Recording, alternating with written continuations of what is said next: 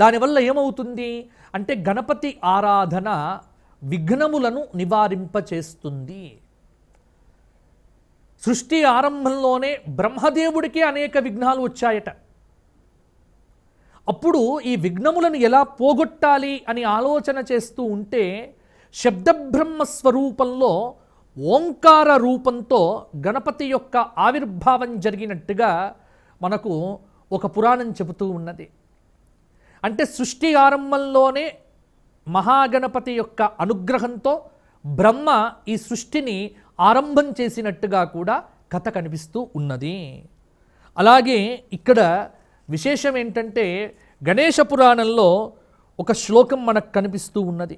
ఏమిటి అంటే కార్యారంభేతు విఘ్నేశం ఏనార్చంతి గణాధిపం కార్యసిద్ధిం నతేషాం వై భవేత్తు భవతాం యథా.